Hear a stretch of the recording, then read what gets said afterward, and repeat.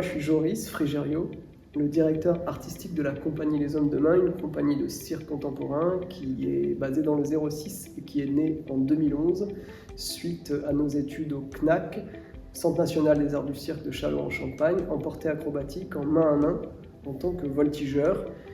Et ma rencontre aussi avec le théâtre, car mon père travaillait dans un théâtre et ça a nourri aussi tout de suite le travail de la compagnie. Ce projet, il s'appelle Immobile et il est né de l'envie de créer un dispositif mobile justement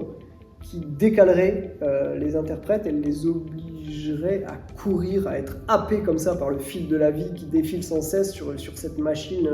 incroyable, donc un plateau surélevé de 5 mètres par 3 qui contient une bande roulante qui accélère et qui a un mouvement propre pour nous montrer aussi comment on court en permanence et qu'est-ce que c'est que courir à deux. Ça parle du temps qui passe comme ça, qui va patiner un couple, parce que les interprètes que j'ai choisis, Magdalena et Nicolas, sont un couple dans la vie. Et au départ, la pièce était parler du temps qui nous échappe, et je m'aperçois que ça parle aussi de l'amour, du couple, du duo, et de comment à deux, on traverse différemment cette vie comme ça qui nous prend. Donc, eux-mêmes racontent leur histoire aussi. Donc c'est un mélange entre mon thème qui était le temps et leur couple qui est réel dans la vie comme à la scène, qui crée aussi cette envie de parler du duo et de comment on traverse le temps en se tirant, en se glissant, en virevoltant, en étant un peu emballé comme ça par la machine du temps qui défile sans cesse. Alors la fruitière, comment j'ai découvert la fruitière? Et par l'intermédiaire de sa directrice Pauline, que j'ai dû rencontrer, je ne sais plus exactement, mais c'est Pauline que j'ai rencontrée à travers une manifestation à Aix-en-Provence où elle venait parler justement de son lieu innovant.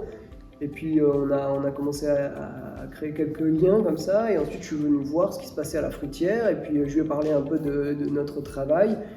Et puis ça s'est fait un peu naturellement de fil en aiguille. C'est un lieu super ouvert, c'est un lieu de collaboration, c'est un lieu très beau déjà, très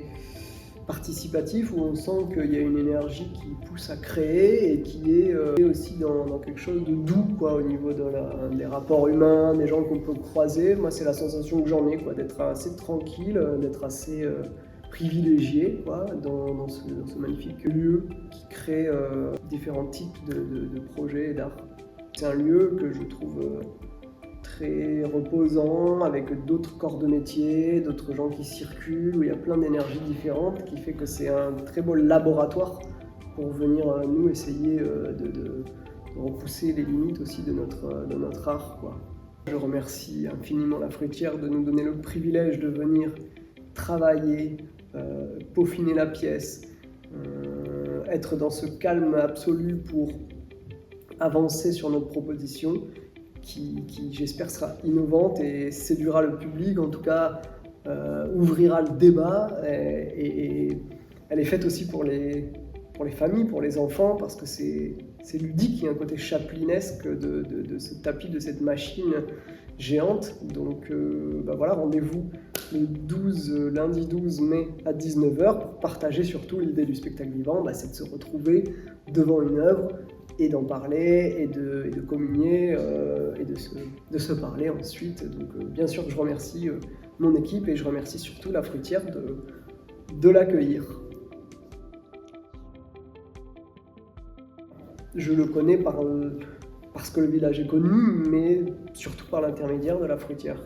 et de Pauline.